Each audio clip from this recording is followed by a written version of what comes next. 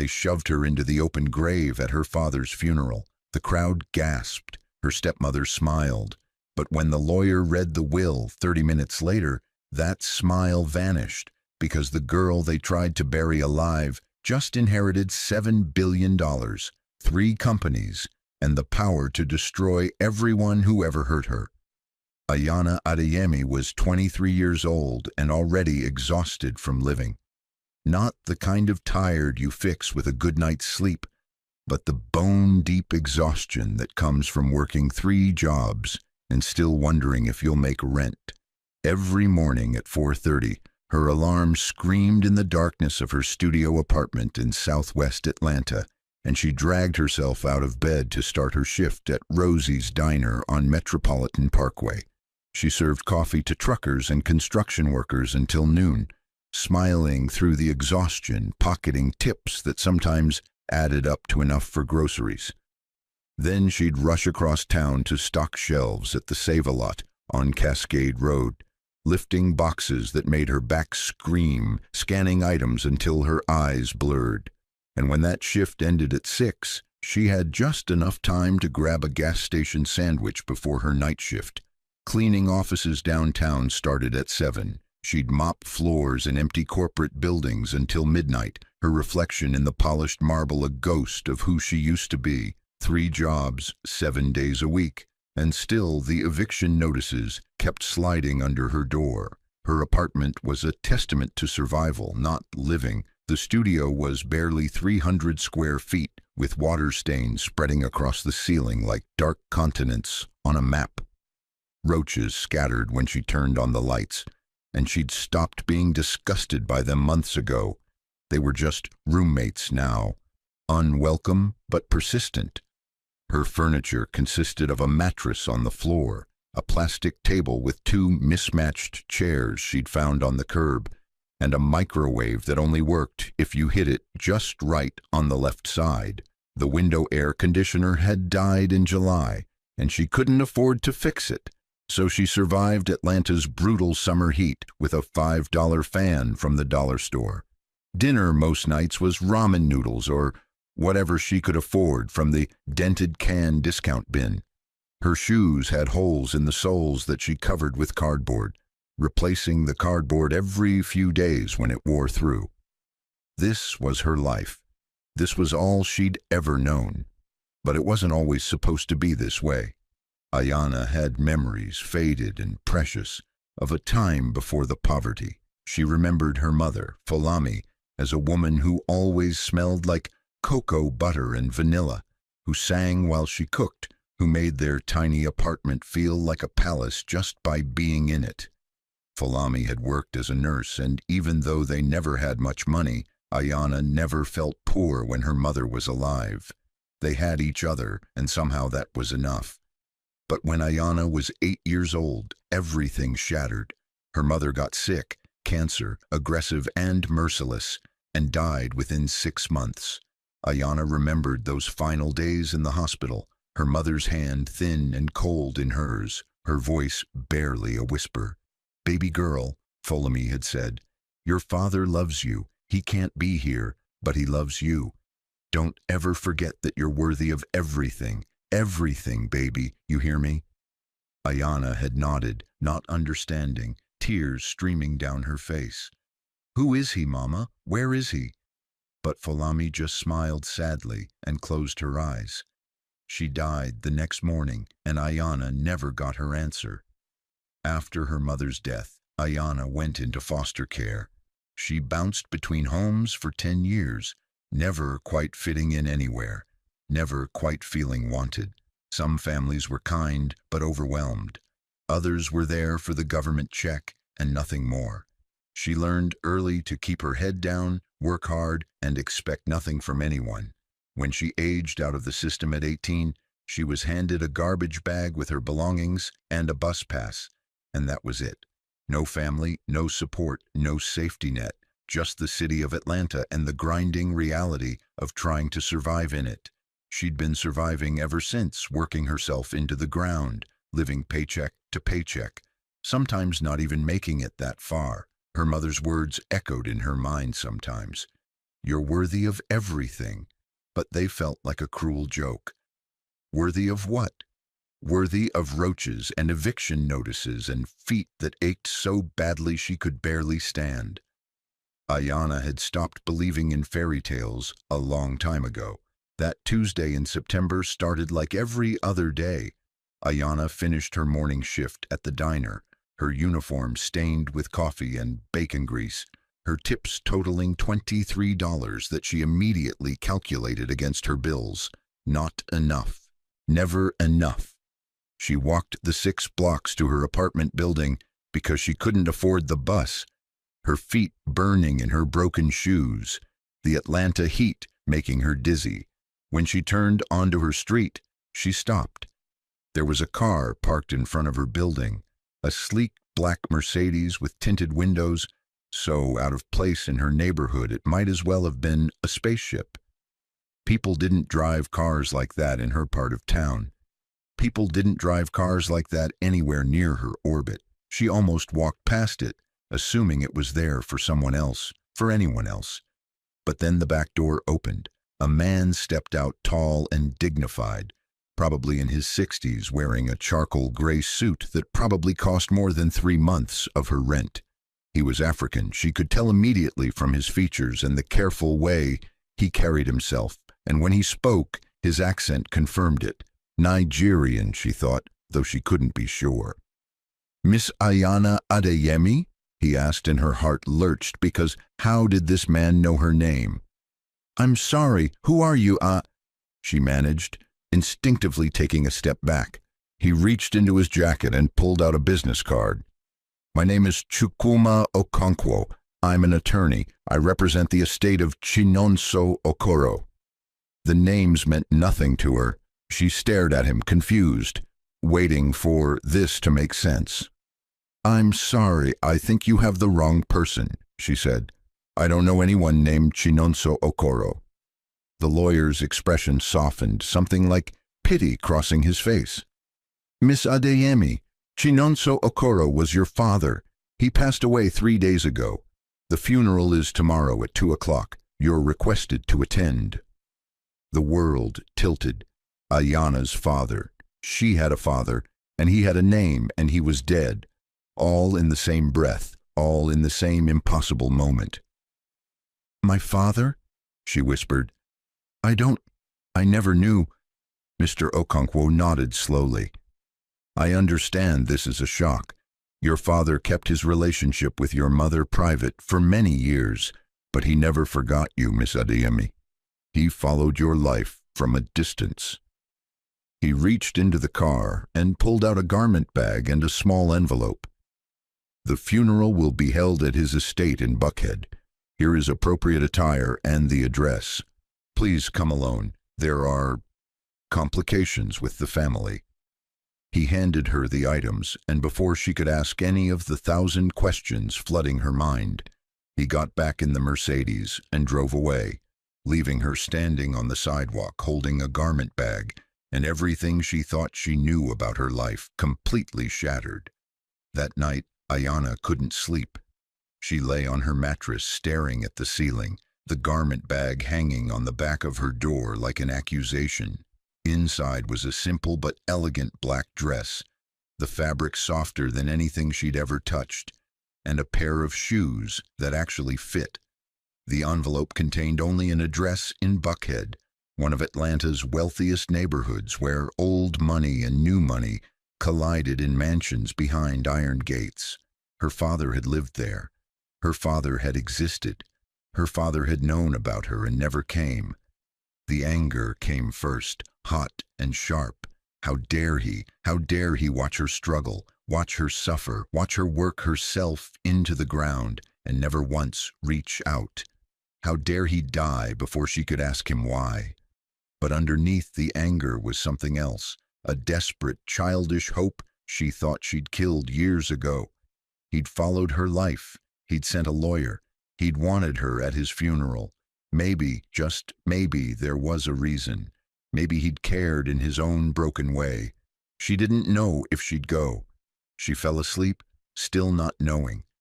But when her alarm went off at 4:30, She called in sick to all 3 jobs for the first time in 2 years, and she knew she'd made her decision. The estate in Buckhead was obscene.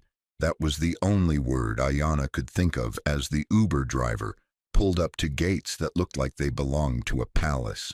Stone pillars, actual fountains with cherubs, a driveway that curved through manicured gardens toward a house, no, a mansion, that was bigger than her entire apartment building. The driver whistled low. "Somebody in there got money," he said, and Ayanna could only nod, her mouth dry. She'd put on the black dress that morning with shaking hands, and it fit perfectly, which somehow made everything worse. Had her father known her size? Had he been watching that closely? She paid the driver with the last of her tip money and stepped out onto cobblestones, feeling like an imposter, like someone who'd wandered into the wrong movie. People were everywhere. Mourners in designer clothes, servers in crisp uniforms carrying trays of champagne, a string quartet playing something somber near the rose garden. Everyone looked expensive. Everyone looked like they belonged. Ayanna walked toward the house with her head down, trying not to meet anyone's eyes, trying to be invisible. But she felt the stares, heard the whispers. "Who is she? I've never seen her before. Look at her shoes." She made it to the main hall where the service was being held, and that's when she saw them, the family. The woman at the front of the room was impossible to miss, draped in black Chanel, diamonds dripping from her ears and wrists, her hair pulled back in a sleek bun that probably required a professional. She was beautiful in a cold, sharp way, like a knife. Mid-40s, Ayanna guessed, with the kind of ageless face that money could buy. This had to be Dalila, the wife, her stepmother technically, though the word felt absurd. Next to her stood a young man in an expensive suit, mid-20s, scrolling through his phone with an expression of bored entitlement. He had their father's nose, Ayanna realized with a jolt, her half-brother then. And beside him, a young woman in designer black, taking a selfie, actually taking a selfie at a funeral, her face perfectly made up, her expression performatively sad for the camera. The stepsister. Ayanna's stomach turned. This was her father's real family, the ones he'd chosen, the ones he'd claimed. Dalila's eyes found her across the room, and Ayanna watched recognition flicker across her face. The woman's expression went from neutral to disgusted in half a second. She leaned over to whisper something to her son, and he looked up from his phone, following his mother's gaze. When his eyes landed on Ayanna, he smirked. The daughter noticed the commotion and stopped taking photos long enough to stare, her perfectly painted lips curling into something cruel. They knew who she was. Somehow, they knew. Dalila stood and walked toward her, her heels clicking on the marble floor like gunshots. The room seemed to quiet as she approached, and Ayanna felt every eye turn toward them. "So," Dalila said, her voice smooth as poison, "you're the bastard child, the mistake." The word hit like a slap. Ayanna opened her mouth, closed it, had no idea what to say. I was invited," she managed. "My name is Ayanna. I'm his daughter." Dalila's laugh was sharp and cold. "Daughter? Honey, you're a 9-month inconvenience from a fling that should have been forgotten. Your mother was paid very well to disappear. Clearly she didn't teach you to do the same." The son approached now, hands in his pockets, looking Ayanna up and down like she was something he'd scraped off his shoe. "You've got some nerve showing up here," he said. His name was Jabari, she'd later learn, and he ran one of her father's companies with the confidence of someone who'd never had to prove himself. "This is a family event, for actual family." The daughter, Sana, had her phone out now, filming. "This is literally so embarrassing for you," she said, her voice saccharine and cruel. "Like, did you really think you'd fit in here? You're basically homeless, right? I can tell from your shoes." Ayana looked down at her feet, at the shoes Mr. Okonkwo had sent that had seemed so nice but apparently screamed poverty to these people, and felt something inside her crack. "I didn't come here to fit in," she said quietly. "I came to say goodbye to my father." Dalila's face twisted. "Your father, he never wanted you. He paid your whore mother to stay away, and when she died, he celebrated. You are nothing. You have always been nothing. And if you have any dignity at all, you'll leave before the service starts." Ayana wanted to run. Every instinct screamed at her to turn around, walk out, never look back. But something kept her feet planted. Maybe it was her mother's voice in her head, "You're worthy of everything." Maybe it was pure, stubborn pride. Maybe she just wanted to see the man who'd created her, even if it was only his body in a casket. "I'm staying," she said, and was surprised by how steady her voice sounded. Dalila's eyes went cold. "Fine, but you sit in the back, with the staff. That's where you belong anyway." She turned on her heel and walked back to the front row, her children following, and Ayana was left standing alone in a room full of strangers who'd just witnessed her humiliation. The service was beautiful and empty. A pastor named Reverend Chimelu spoke about Chinonso Okoro as a pillar of the community, a devoted husband, a loving father. He talked about his business acumen, his philanthropy, his commitment to family values. Ayana sat in the last row, squeezed between a woman who worked in the kitchen and a young man in a driver's uniform, and listened to them describe a man she didn't recognize. Dalila gave a speech, dabbing at dry eyes with a handkerchief, talking about their 25 years of marriage, their beautiful children, their perfect life. She never mentioned Ayana, never acknowledged that Chinonso had another daughter. It was like Ayana didn't exist, like her mother hadn't existed, like the love that created her was so shameful it had to be erased from the official narrative. Then Jabari spoke, talking about carrying on his father's legacy as his only son, about the companies he would run, the empire he would build. Ayana felt sick. The service ended and people filed out toward the burial plot, on the edge of the property near a grove of old oak trees. The casket was carried by 6 men in black suits, and Ayana followed at a distance, staying back from the crowd. She didn't belong here, they'd made that clear, but she'd come this far and she needed to see it through. The burial plot was beautiful, a small hill overlooking the estate, with a view of the Atlanta skyline in the distance. The casket was lowered slowly while the pastor said final prayers. Dalila stood at the edge of the grave, flanked by her children accepting condolences like a queen receiving tribute. Ayana stayed 50 feet back behind everyone else, just watching, just saying her own silent goodbye to a man she'd never known. When the prayers ended and people started to drift away, Ayana found herself moving closer. She didn't know why.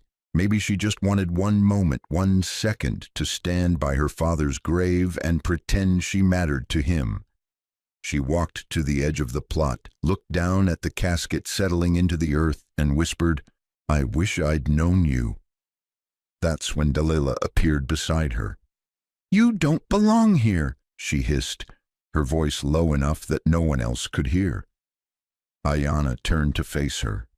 "He was my father too," she said, and she heard the desperation in her own voice and hated it. Dalila's face twisted with rage. "You are nothing," she spat. "You will always be nothing." And then she pushed, hard, both hands on Ayana's shoulders, a violent shove that sent her stumbling backward. Ayana's feet hit the edge of the grave, hit nothing but air, and then she was falling, 6 feet down into the open earth beside her father's casket. She landed hard on her side in the dirt. The wind knocked out of her lungs, pain exploding through her shoulder and hip. Above her she heard gasps, screams, someone shouting, "Oh my God!" She looked up and saw Dalila standing at the edge of the grave, looking down at her, and the woman was smiling. Actually, smiling. "Now you're where you belong," Delilah said, loud enough for everyone to hear. "In the dirt with nothing." Ayana couldn't breathe, couldn't move. Dirt was in her mouth, her hair, her eyes. People were shouting now, and she heard footsteps running toward the grave. 2 groundskeepers appeared above her, lowering a ladder, helping her climb out. Her dress was ruined, covered in dirt and grass stains.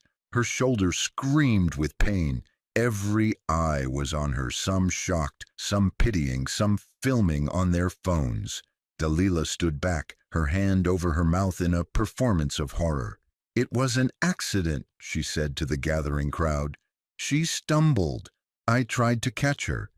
It was such an obvious lie that Ayana almost laughed. Almost. But she couldn't find her voice. Couldn't find anything except the humiliation burning through her like acid.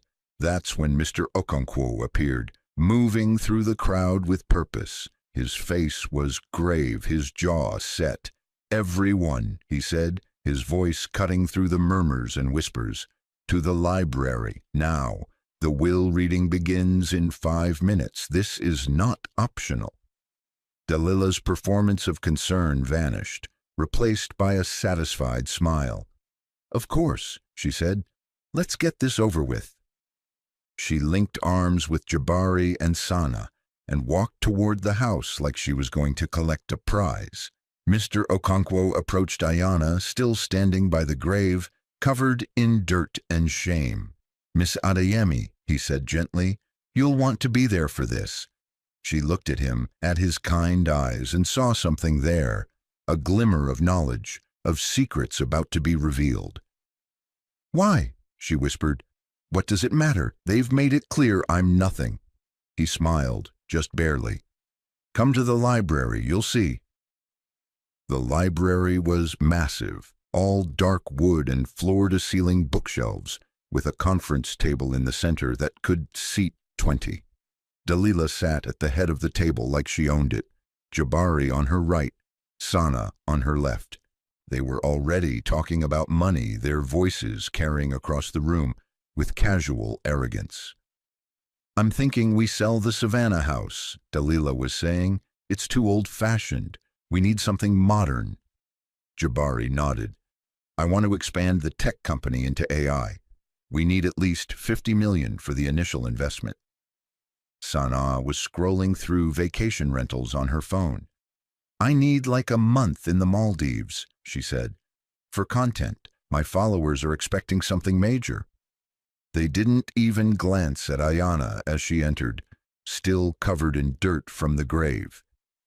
She took a seat at the far end of the table, as far from them as possible, her whole body aching. Mr. Okonkwo stood at the head of the table, a thick manila envelope in his hands. The room gradually quieted as other family members and business associates filed in. Cousins, executives, people whose names Ayana didn't know and would never learn. When everyone was seated, Mr. Okonkwo opened the envelope with deliberate care. "This is the last will and testament of Chinonso Okoro," he said, his voice formal and clear, updated and notarized 1 week before his death. Delilah leaned back in her chair, confident. Jabari was already making notes on his phone about business plans. Sana was still shopping for flights. None of them had any idea what was coming. Mr. Okonkwo began to read. "To my wife, Delilah Okoro, I leave the beach house in Savannah, Georgia, and a sum of $2 million. The room went silent. Delilah's smile faltered. "Wait," she said. "Just the Savannah house? What about this house? What about the penthouse in New York?" Mr. Okonkwo continued as if she hadn't spoken. "To my son, Jabari Okoro, I leave a sum of $1 million and full ownership of the BMW dealership in Augusta, Georgia." Jabari stood up so fast his chair screeched across the floor. "That's the smallest business. What about Okoro Technologies?" "I run Okoro Technologies." Mr. Okonkwo's expression didn't change. "To my daughter, Sana Okoro, I leave a sum of $500,000 and the family jewelry collection valued at approximately $200,000. Sana's mouth fell open. $500,000. That's not even enough to buy a decent condo in Midtown. This is insane. The room was chaos now, voices rising, people demanding explanations. Dalila was on her feet, her face flushed with rage.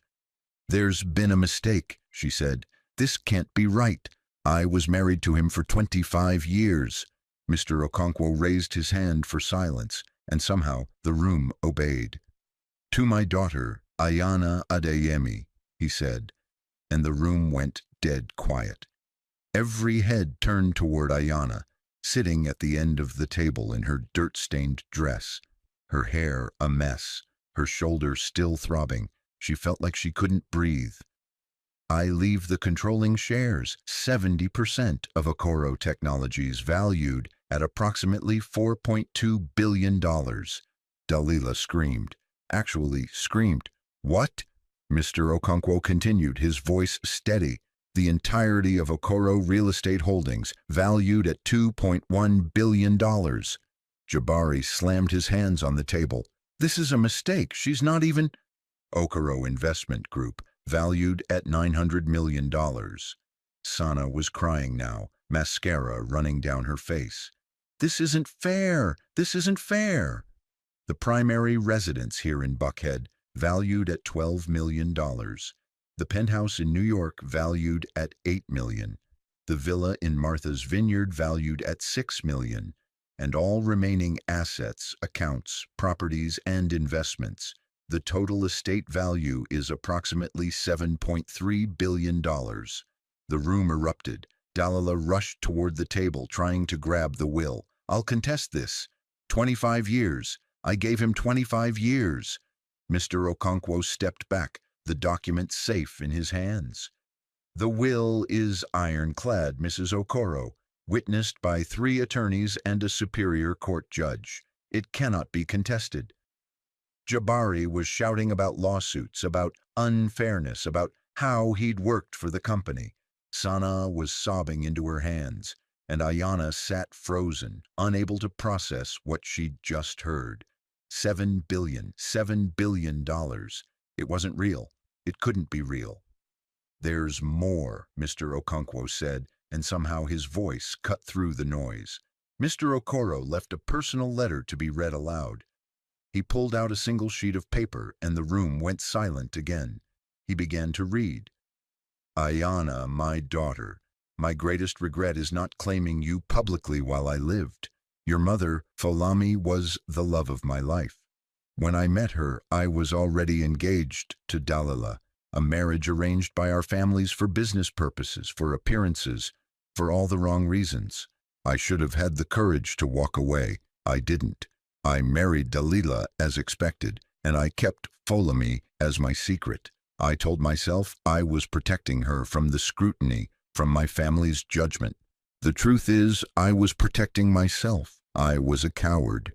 When Folami got pregnant with you, I should have claimed you both. I should have divorced Dalila and built a life with the woman I actually loved. Instead, I gave Folami money and promises and nothing real. She never asked for more. She never demanded anything. She just loved me, and she loved you, and I failed you both." The letter continued, and Ayana felt tears streaming down her face, unable to stop them. "After your mother died, I watched you from a distance. I knew where you were, what schools you attended, every foster home you lived in. I put money in trust accounts you didn't know existed, waiting for the day I'd have the courage to face you. But I never did. I watched you struggle. I watched you work 3 jobs. I watched you live in poverty while I lived in luxury, and I did nothing. I told myself I was waiting for the right time. There was never a right time. There was only my cowardice." Mr. Okonkwo's voice was thick with emotion now. "But I also watched your character. I saw how you helped your neighbors, even when you could barely feed yourself. I saw how you worked without complaining, how you showed up every day with dignity. I had investigators follow my legitimate children too, I saw Dalila embezzle from my companies. I saw Jabari run the tech division into the ground with his incompetence and arrogance. I saw Sanaa waste hundreds of thousands of dollars on vanity while people starved. They proved themselves greedy, wasteful, and cruel. You proved yourself worthy. You are my legacy, Ayana, not the children I raised with privilege who learn nothing but entitlement. You, the daughter I abandoned but who survived anyway, who thrived in spite of me, not because of me. I'm giving you everything because you're the only one who deserves it. Build the empire I couldn't. Be the person I failed to be. Help people the way I should have helped you. I'm sorry I can't say this to your face. I'm sorry for everything. But know that you were loved. You are loved. You are my pride. You are my daughter. You are everything. Your father, Chinonso Okoro. The silence in the room was absolute. Ayana couldn't see through her tears, couldn't speak, couldn't move. Her father had loved her, had watched her, had seen her, and he'd given her everything, not just the money, but the validation she'd spent her whole life craving. This is bullshit, Dalila shrieked, shattering the moment. 25 years of my life. I'll sue. I'll fight this. Mr. Okonkwo's face hardened. You may try, Mrs. Okoro, but the will is legal and binding. Additionally, our forensic accountants have discovered that you've embezzled approximately $15 million from the Okoro companies over the past decade. Mr. Okoro knew but chose not to prosecute while he was alive. That decision now rests with Miss Adeyemi as the majority owner of said companies. Dalila went white. You can't prove that. We can. And we will, if you choose to contest this will. Additionally, Mrs. Okoro, you have 30 days to vacate this property. It now belongs to Miss Adeyemi. Jabari turned on Ayana, his face twisted with rage. You're just going to take everything. You don't even know how to run a company. You're nobody. Ayana found her voice. Finally, it came out stronger than she expected. I'm his daughter, and you watched your mother push me into a grave. Jabari faltered. We were upset. We're still family, right? We can work together. No, Ayana said. The word felt good, felt powerful. We're not family, you made that very clear. You're an employee now. Start acting like one. She turned to Mr. Okonkwo. When can we start going through the financials? I want to know everything. He smiled, a real smile this time. Whenever you're ready, Miss Adeyemi, I'm at your service. Ayana stood, every eye in the room on her, and walked out of the library with her head held high. Behind her, she heard Dalila screaming, Sanaa crying, Jabari demanding lawyers. She didn't look back.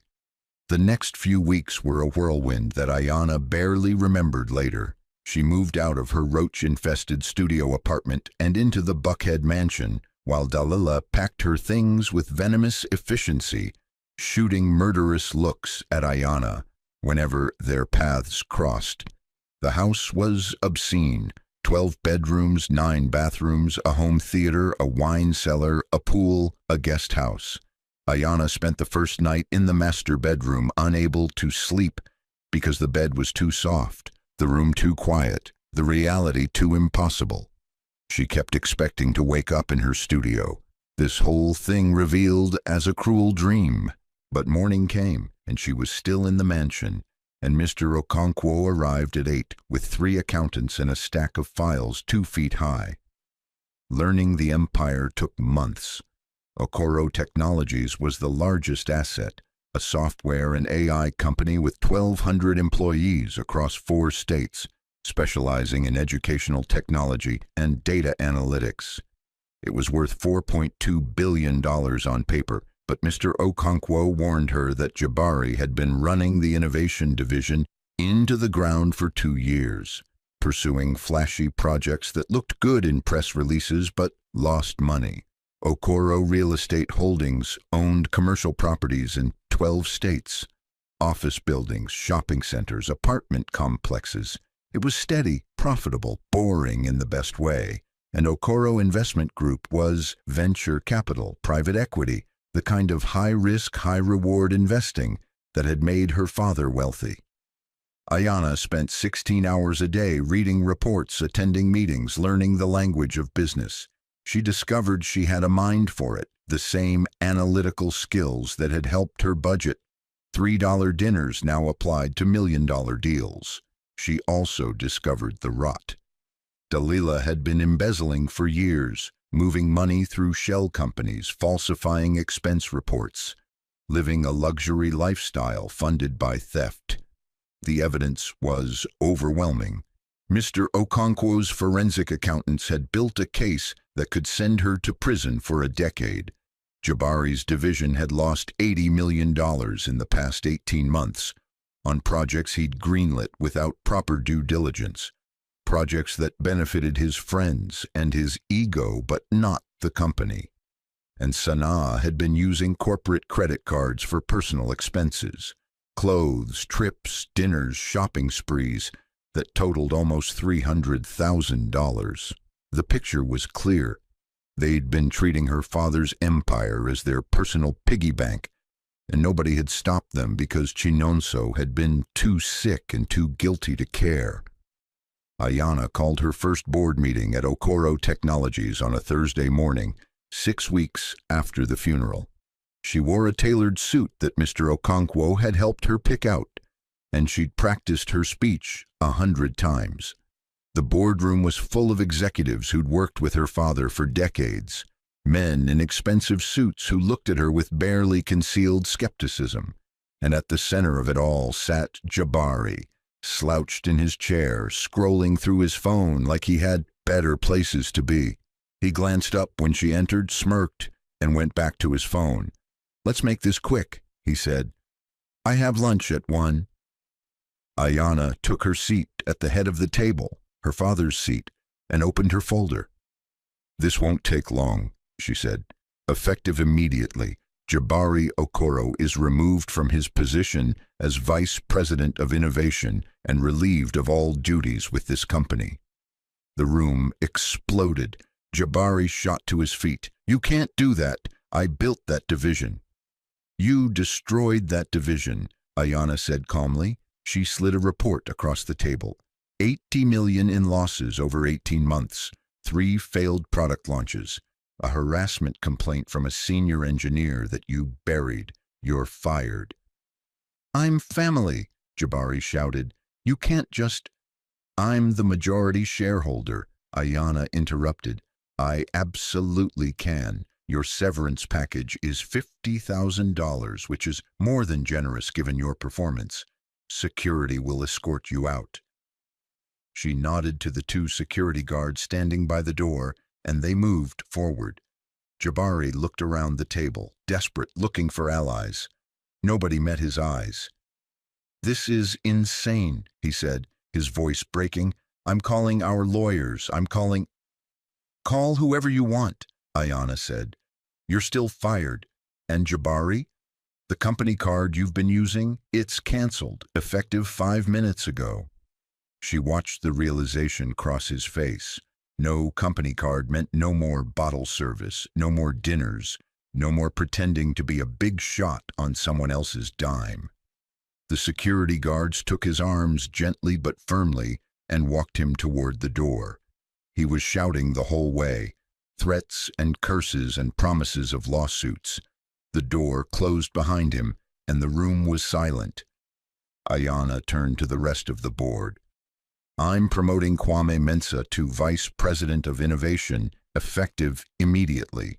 He's been doing Jabari's actual work for the past year anyway. Any objections?" She looked around the table. Nobody objected. "Good. Now let's talk about the product roadmap for the next quarter." The meeting continued, and Ayana felt something shift in the room. The skepticism replaced by cautious respect. She'd just fired her own half-brother without hesitation. She'd just proven she wasn't playing games. When the meeting ended, several executives approached to introduce themselves properly, to offer their support, to tell her they were glad she was in charge. And Kwame Mensah, a brilliant Nigerian engineer in his 30s, who'd been passed over for promotion 3 times, shook her hand with tears in his eyes. "Thank you," he said. "You have no idea what this means." Ayanna smiled. "Yes, I do. Now let's build something amazing." Dalila's desperation came 2 months later. Ayanna was in her office, her father's old office, which she'd redecorated to feel less like a shrine and more like a workspace, when security called. "Ma'am, there's a Dalila Okoro at the gate. She's requesting to speak with you." Ayanna closed her eyes. She could have said no. Should have said no. "Let her through," she said, but she doesn't come past the foyer." 10 minutes later, Dalila stood in the marble entrance hall of the mansion she used to own, looking smaller somehow, older. Her designer clothes were still expensive, but there was something worn about her now, something defeated. "Thank you for seeing me," she said, and Ayanna heard the effort it took for her to be civil. "What do you want, Dalila?" Ayanna asked. No pleasantries, no pretense. Dalila took a breath. "I need help. The Savannah house sold, but after taxes and debts, I have almost nothing left. The $1 million is gone, legal fees, trying to contest the will. I'm living in a rental. I need you to give me one of the smaller properties, just something small. I won't ask for anything else." Ayanna stared at her. This woman who'd pushed her into a grave, who'd called her nothing, who'd embezzled millions. "You stole $15 million from my father's companies," Ayanna said quietly. "You lived in luxury for decades while I ate ramen. You pushed me into my father's grave in front of 200 people. And now you want my help?" Dalila's face flushed. "I was angry. You ruined everything. "I didn't ruin anything," Ayanna interrupted. "You did. You embezzled. You raised entitled children who can't function without money they didn't earn. You made your choices." "Please," Dalila said, and there were actual tears now. "I have nothing. I'm 50 years old. Who's going to hire me? I'll give you anything. Just help me." Ayanna felt nothing. No satisfaction in seeing her broken. No anger anymore.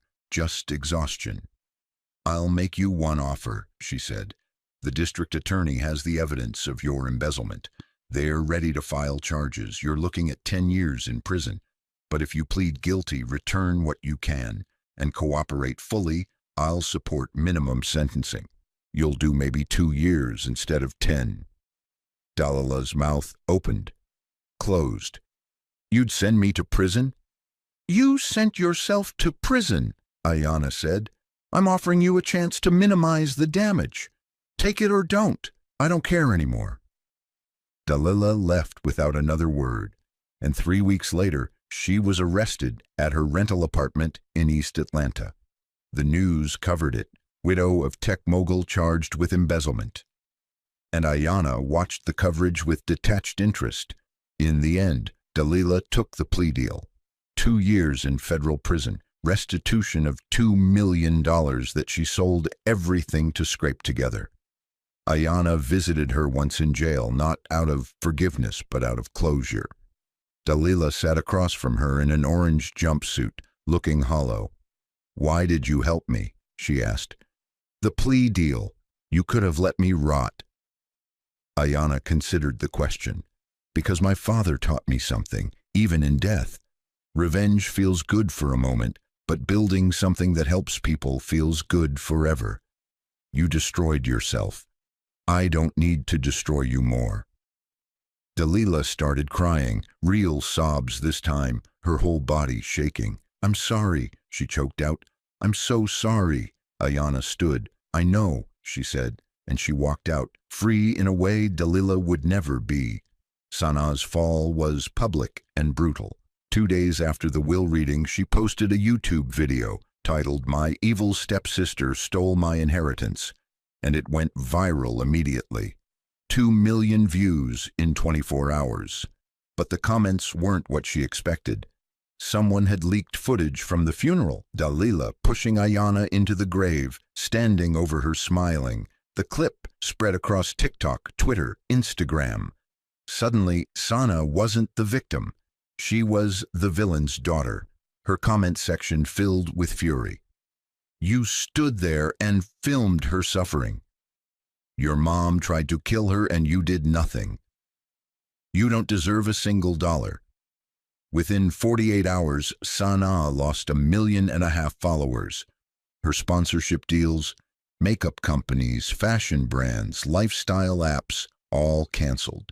Her Instagram went from ads and partnerships to desperate posts trying to explain, to justify, to salvage something.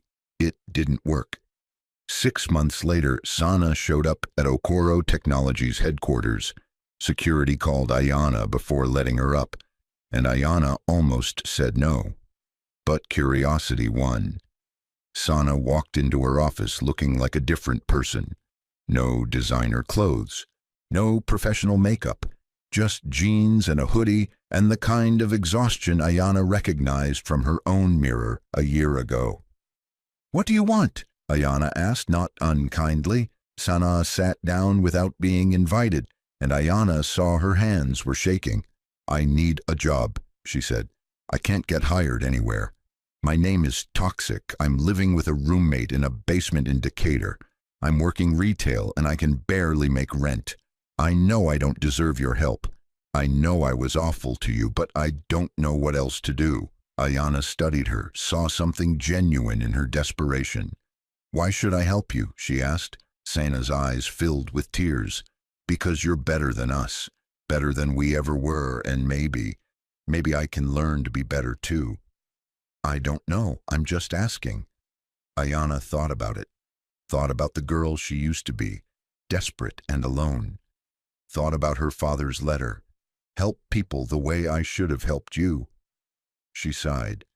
I'll give you a job, she said, and watched hope flare in Sana's eyes. Entry level, in the mailroom, $22 an hour. You'll work for it. You'll start at the bottom, and if you complain once, if you act entitled once, you're gone. Understood? Sana nodded frantically. Yes, thank you. I'll work hard, I promise. And Sana, Ayana said as the girl stood to leave, I'm not doing this for you. I'm doing this because I refuse to become the kind of person who kicks people when they're down. Don't make me regret it. Sana left, and Ayana sat back in her chair, wondering if she'd just made a mistake or the right choice. Time would tell. 1 year after the funeral, Ayana stood in the ballroom of the Buckhead Mansion, her mansion, surrounded by Atlanta's elite. She'd transformed the space into a fundraising gala for the Falami Foundation, the non-profit she'd created in her mother's memory. The foundation provided scholarships for children of single parents, funded after-school programs in underserved communities, and offered job training for people transitioning out of poverty or foster care. Tonight's gala would raise $50 million. $50 million. Ayana wore a custom gown in deep purple, her mother's favorite color, and moved through the crowd with a confidence she'd built one terrifying day at a time. She'd learned to navigate this world of wealth and power, but she'd never forgotten where she came from. She still visited her old neighborhood, still talked to the people who'd been her neighbors when she had nothing. The highlight of the evening was her speech.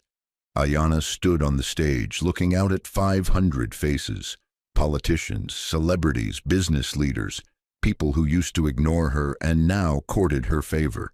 She gripped the podium and spoke from her heart. A year ago, she began, I was pushed into a grave, literally.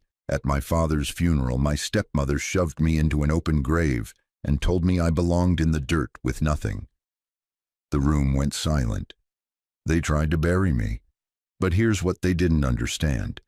You can't bury someone who's meant to rise. My father gave me more than money. He gave me proof that your beginning doesn't determine your ending.